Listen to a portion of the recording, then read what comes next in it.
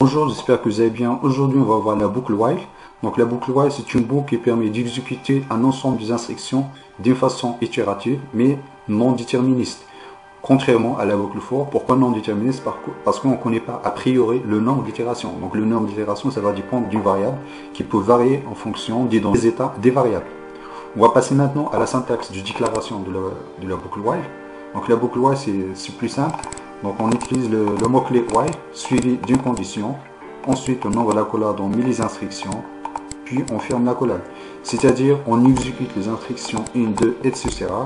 tant que la condition est vraie. Tant que la condition est égale à 1, logique, on exécute les instructions.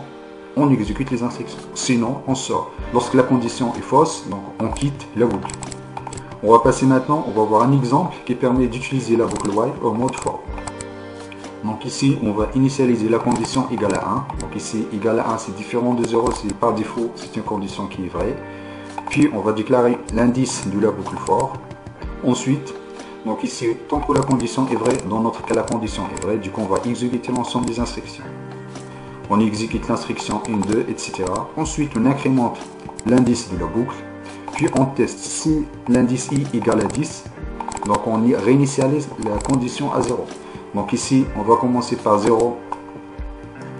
Donc on va exécuter la boucle pour i égale à 0, 1. Lorsqu'on arrive à 10, lorsqu'on va y arriver à 10, lorsqu'on arrive à 10, on va écraser la valeur de la condition. Donc la condition par défaut égale à 1. Puis on va le remettre à 0. Dans la prochaine itération, donc la condition égale à 0, du coup on va quitter la boucle. Donc, les heures à éviter, c'est exactement pareil à la boucle for. Donc il ne faut pas oublier les accolades. Donc les accolades du début et la fin de la boucle.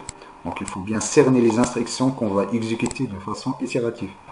Si on oublie les accolades, uniquement la première instruction qui sera exécutée. Si vous avez des questions, des propositions, n'hésitez pas à les mettre en commentaire. Je vous remercie de votre attention. À la prochaine vidéo.